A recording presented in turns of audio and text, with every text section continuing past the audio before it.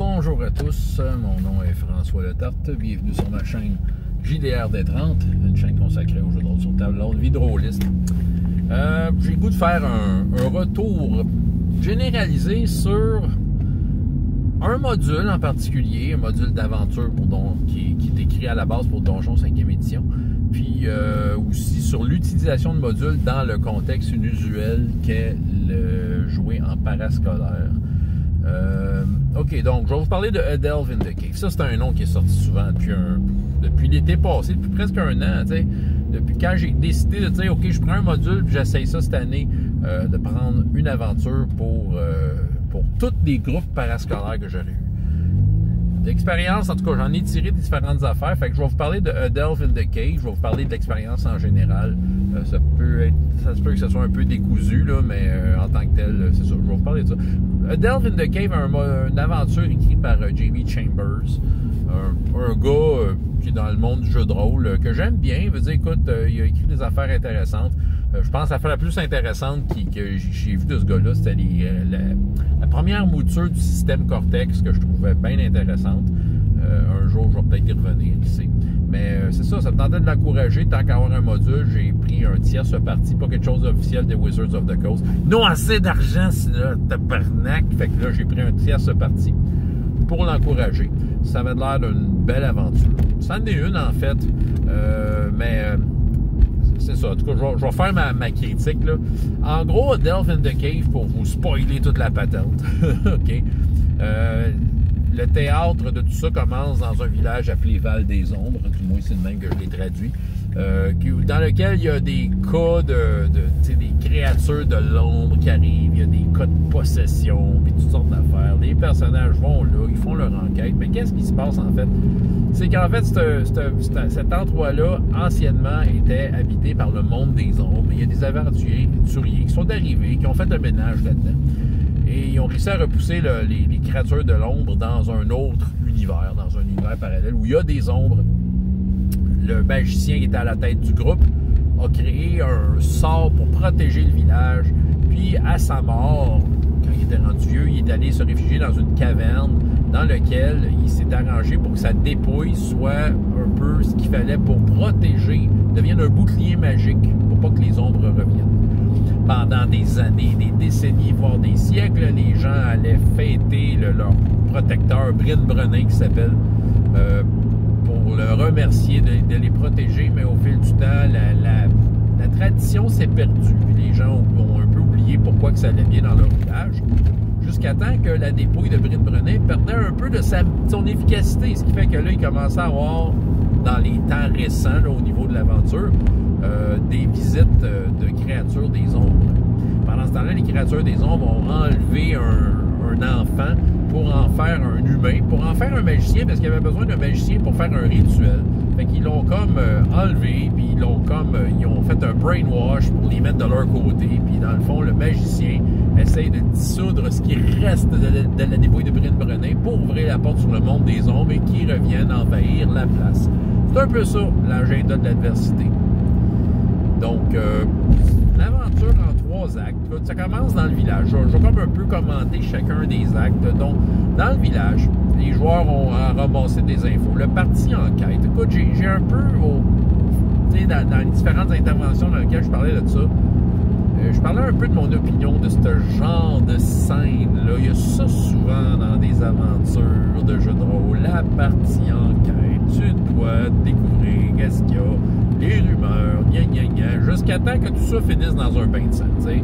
On le sait bien comment ça va finir. Pourquoi pas aller droit au but? Mais non, ça prend la partie enquête. C'est sûr qu'il y en a qui aiment ça, le roleplay, les affaires de même.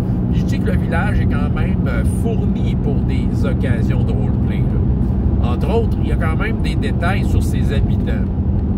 Des détails qui servent à la base à pas grand-chose, à mon avis. C'est sûr que ça met le décor d'un drame dans le village. Un tel couche avec une telle, puis l'autre est jaloux de l'autre, puis un tel est fâché parce qu'il s'est fait voler sa charrette, puis tu sais, c'est dans ce genre-là. Puis, je vais dire, mon public cible, avec lequel je faisais ça, s'en sacrait pas mal. D'ailleurs, une remarque que j'avais fait quand que le village était pas mal aux alentours des différents groupes que j'animais, ben, les joueurs ont tendance à se promener dans un village comme si c'était un donjon. Ils sont déjà en mode donjon. Ils sont déjà en mode de rentrer dans une maison qu'il faut pas, puis voler des affaires, même si c'est inutile. Là, tu trouves un tison pour le feu, je le mets dans mon équipement. Okay? Tu trouves un bout de pain, je le mets dans mon équipement. C'est ça. Ils sont du genre à looter tout. Fait que, tu sais, le petit psychodrame à la entre chien et loup, là, je pense que c'était assez pas important. Faut dire que j'en faisais pas beaucoup la promotion. Et avec raison, parce que dans le format qu'on faisait, ça aurait rallongé pour rien et ça nous éloignait de ce qu'il y avait à faire. T'sais. Ce qui faisait que j'allais assez droit au but. C'était un personnage non-joueur, une information importante. T'sais, je leur mettais ça d'en face. J'étais à un poil de juste leur dire, regardez, voici ce que vous savez, puis je leur déballe tous les secrets du village, puis OK, faites ce que vous avez à faire. Marc, ça n'aurait peut-être pas été mauvais. On aurait peut-être plus allé dans l'action puis profiter de l'action. Mais le village, c'est ça qui arrive, étant donné que, dans mon expérience, je pensais que ça irait plus vite que ça. Dans tous les groupes, là, c'est sûrement à cause de la façon que j'anime mes tables. François is wrong, peut-être, mais ça perdait du temps. Sérieux, on a perdu du temps dans le village. Fait que moi, les parties d'enquête, c'est rendu que je commence à être un petit peu allergique à ça. Je dis pas que c'est pas correct, ça dépend du groupe. Il y en a qui aiment ça le roleplay, tout ça, mais j'avais déjà un peu évoqué une stratégie derrière ça, c'est-à-dire, donne-leur leur bain de sang en partant, là, puis quand ils vont être calmés, qu'ils vont vouloir échanger des trucs puis faire du commerce, les envoyer d'un village. Fait que là, ils vont être plus intéressés, d'après moi, à faire le commerce, et je pense que j'ai raison. En tout cas, ben OK. Qu'est-ce qu'il y a de bien dans le village? Dire pas grand-chose. Le pont qui menait vers la forêt, il y avait quand même un énigme derrière ça, il y a comme un rideau. Les gens ne vont pas là parce que c'est ça qui, justement, les protège du monde des ombres.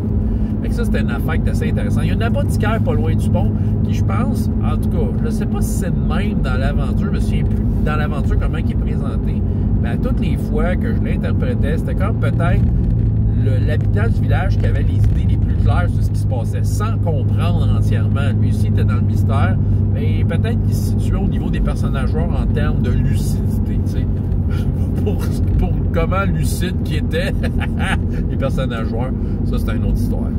Mais OK, c'est ça. Fait que le village, c'est ça, c'est... moi, je vais vous dire, là, le village, si vous voulez une situation pleine de roleplay, tout ça, hors contexte, ce village-là peut être intéressant. Il y a toute une dynamique de village qui a été soigneusement pensée. C'est juste que ça apporte rien à l'aventure. Ça apporte rien à l'aventure. Ça apporte juste de quoi au décor. Fait que, si tu veux interagir avec le décor, tu vas être servi. Si t'aimes ça, le roleplay, faire du D&D. Moi, je joue à donjon, mais j'aime pas les combats. C'est ton problème. Mais le village, il est bon pour toi. OK. Fait que, voilà. La deuxième acte est un acte optionnel selon ce qui est présenté, mais à mon avis, il est intéressant à jouer parce que justement, on est un peu plus libre. C'est de traverser la forêt pour aller à la caverne. La forêt, je trouve, mettre en scène beaucoup de choses intéressantes pour te présenter, mais c'est quoi le problème, en fait? Je pense que là, on fait plus face au problème dans un contexte où il est évident, tu sais. Fait que différentes affaires qui te présentent, je les ai pas toutes essayées.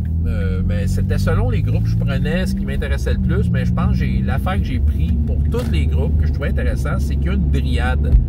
La dryade, la façon qu'elle est présentée, son comportement, tout ça, c'est intéressant. T'sais, elle a un comportement, évidemment, qui marche pas, elle est possédée, sa peau est toute noire, elle pleure des larmes en or. Bon, regarde, tout est là pour l'intégrer. Ils se sont tous battus contre elle, tu sais. Écoute, il y a un des groupes qui a réussi à la capturer puis la ramener au village pour qu'elle se fasse guérir. Il y en a un autre qui l'a carrément détruit. Il y a un des groupes en passant là, qui l'a pas fait. C'est ça, ouais. Peut-être ouvrir une parenthèse pourquoi je parle de Delta de Cave. Parce qu'officiellement, je l'ai fini hier. Mais il y a un autre des groupes qui a commencé dans le module, mais qui ont complètement viré le gouvernail d'un autre base, ce qui fait que, oui, ils sont pris d'une intrigue inspirée de Delta de Cave, mais ils sont plus dedans. Fait que je considère que je l'ai fini. Fait que là, c'est ça. Il y a un des groupes qui a tenté de sauver la dryade, l'autre qui l'a détruit, puis l'autre qui l'ont fait fuir. Parce qu'il y avait des sorts pour essayer de l'effrayer, puis ils ont réussi. Mais ça, c'était intéressant. Je trouve que ça c'était c'est ça laissait une certaine liberté sur la façon dont tu interprétais ça, la façon que tu rythmais ça. Tu sais, il y a eu des scènes dans la forêt où ils se couchaient dans la forêt, puis il y a eu plein d'affaires qui se passaient pendant la nuit, puis j'y allais avec des tables de rencontre aléatoires, ça donnait toutes sortes d'affaires bien rigolotes. La caverne en tant que telle, le donjon, ben écoute, c'est un donjon correct, OK? Il y a quand même des affaires intéressantes. Tu sais, je pense qu'on peut toucher à toutes sortes de défis dans ce donjon-là. Des couloirs fermés. Il y a une chute que je pense qui est pas loin d'où se passe l'action finale, mais elle fait tellement de bruit qu'elle brouille un peu les pistes parce que les tests de perception font en sorte qu'on ne détecte pas certaines affaires. Il y a des couloirs étroits qui étaient parfaits pour les ennemis qui se cachaient dans l'ombre pour tirer ces personnages, c'était merveilleux. Des planchers qui s'effondrent, des plafonds qui s'effondrent, des petits lutins cachés partout qui pitchaient des roches, qui n'étaient pas une grosse menace, mais on va dire, ils égrenaient les ressources des joueurs petit peu par petit peu.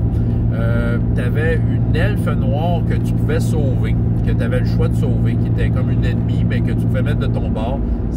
La plupart des groupes ont réussi à la mettre de leur bord.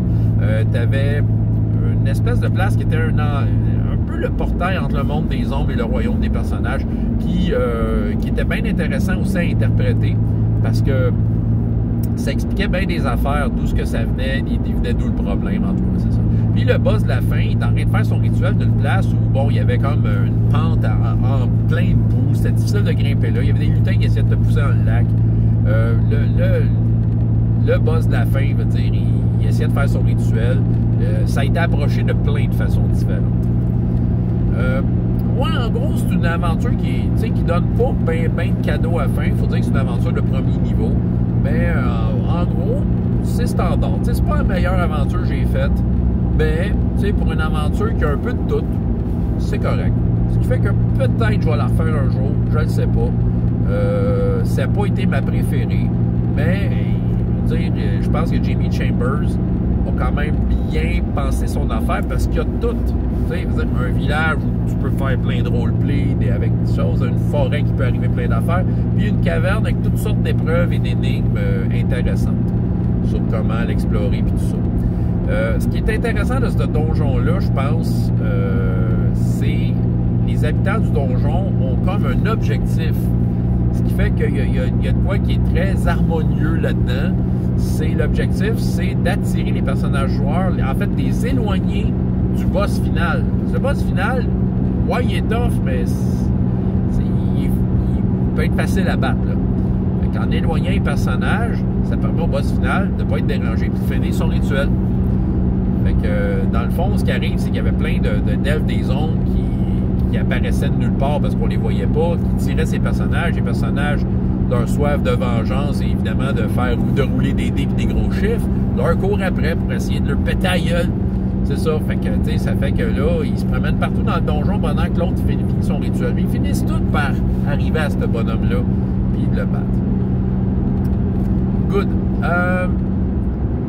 Comment je pourrais dire? Je vais faire un petit topo de comment ça s'est passé, les 4 groupes que j'ai eu à faire ça. Le premier, un Donjons et Dragons 5e édition en ligne. Je pense que c'est celui qui a été le plus standard. C'est un groupe qui avait des bonnes idées, mais qui ont comme pas mal suivi le programme de l'aventure comme je pense que c'est prévu, tu sais. Ils ont fait leur enquête, ils sont allés dans la caverne. C'est eux autres qui ont sauvé la Dryade, entre autres, que je pense que ça a été un des moves les plus comme pas prévu, tu sais, c'est ça. Ben, ils ont promené, ils se sont fait pogner, c'est ça. Ils se sont fait éloigner par les bonhommes, ils sont venus au boss de la fin, puis ils l'ont démoli. Malgré que le boss de la fin essayait de faire une illusion qui n'était pas là, mais finalement, ils ont réussi à le déjouer. Ils ont eu le trésor, très heureux. Ça a été une réussite. Deuxième groupe Donjons et Dragons 5e édition. Eux autres, j'avoue que ça, c'est une gang qui était particulier.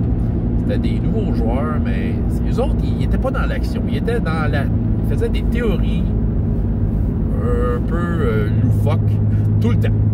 Ils se proposaient « Hey Jules, tu pourrais faire ça. Oh non, attends, j'ai une meilleure idée, tu pourrais faire ça. » Puis ils partaient dans des délires de même pendant longtemps. Puis j'avais beau leur faire tomber des enclumes sur la tête. Ils continuaient de théoriser. À un moment donné, je leur disais « Hey les boys, vous faites quoi là? Vous jasez ou vous jouez là? » Parce qu'ils jasaient des affaires d'in-game là. Je sais qu'il y en a qui disent « Oh, ouais, le meilleur moment de l'honneur de jeu, ça, c'est quand mes joueurs sont capables de s'asseoir, puis jaser, ils font du roleplay. » Ouais, je le sais, mais à un moment donné, il y a une limite. Moi, je leur disais « Voyez! » J'essayais de les pousser dans le dos parce que je voyais bien qu'ils n'arriveraient pas à n'importe quoi. Tu sais, il aurait fini ça en disant « Ben, on n'a pas fait grand-chose. » Remarquez, s'il y avait du fun à faire ça, qui suis-je pour juger? Mais en même temps, ça avait comme plus ou moins de but. Il y avait des personnages avec des powers, puis ils théorisaient. « Oh, je pourrais y lâcher un pet d'en face. Ah, on pourrait y baisser les culottes. » Puis tu sais, OK, abusez-vous, c'est correct, là, mais... Tu sais, arrêtez de le proposer, faites-le. C'est ça, un moment donné, je lui dis, là, arrêtez de proposer, faites-le. Tu veux y péter d'en face, va y péter d'en face. Fais-le, tu sais, faites-le quoi.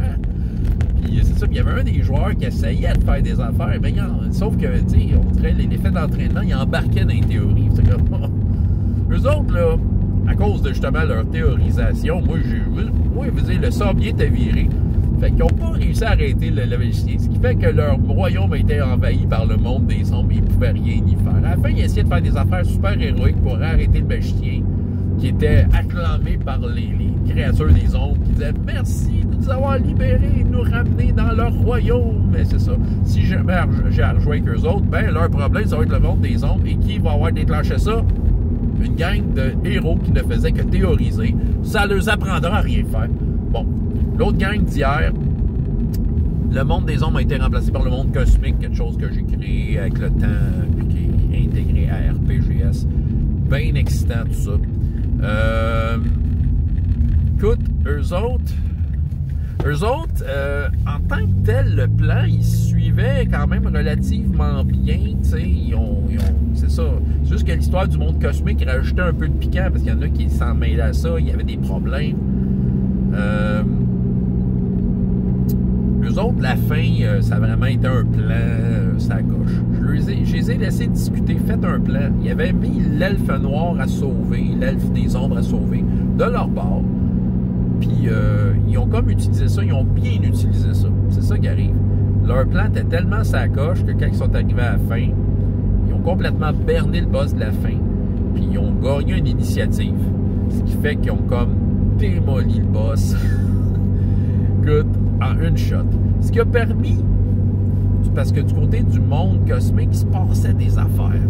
Puis que ça avait peut-être ça aurait pu avoir une influence, mais ça a permis au Dragon Noir de gagner, puis il fallait qu'il gagne d'une certaine façon pour que les gentils gagnent. Fait que ça a permis bien des affaires. Eux autres, ils ont été bien astucieux. Le dernier groupe, ben, après le village, ils ont eu la chienne puis se sont sauvés. Ce qui fait que ça a amené complètement une autre aventure. Il y a encore des petits sédiments de l'aventure de Delve in the Cave qui vivent, mais ils sont plus du tout là.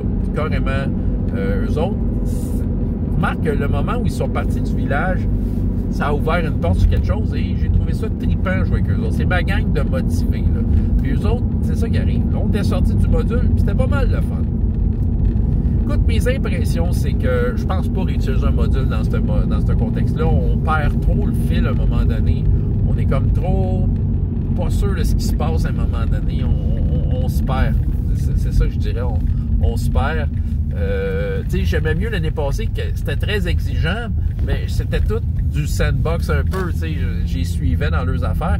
Mais je pense que juste le fait que les joueurs aient provoqué des choses, ils s'en rappellent plus, plutôt que ce soit comme des événements qui leur sont proposés, voire même imposés par les aventures.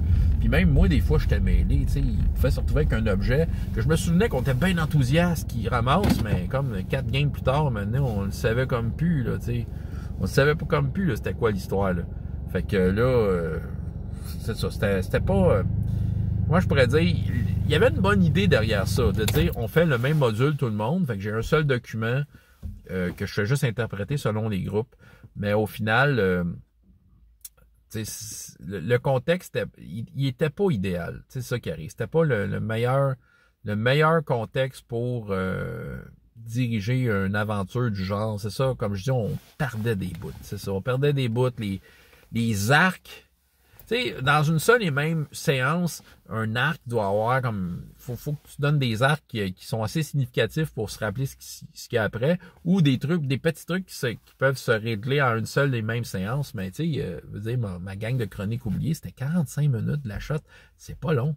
C'est-à-dire, on perdait le fil. Tu sais, on a été comme sur 24 séances, d'une certaine façon, à jouer à Delve in the Cave, qui, normalement, moi, je pense qu'en 2 séances de 4 heures, tu passes au travers, ou en tout cas, 2 ou 3 séances, mais c'est ça. Puis, tu sais, en 2 ou 3 séances, c'est bien plus efficace parce que tu vas plus te rappeler de tes affaires, mais là, c'est ça, ça s'égrenait un peu, là.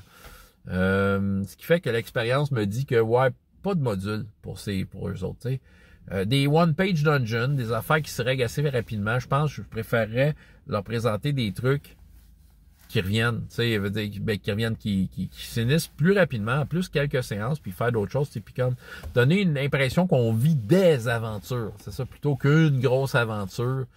C'est ça, je pense que je perdais un peu le fil de ce qui se passait. Donc, c'était pas fameux, tu sais, en tant que tel, faire un module dans ces contextes-là. Ouais, tu sais, faire quelques aventures, puis tout ça, je pense que ça serait mieux. Qu'est-ce que je peux te dire aussi?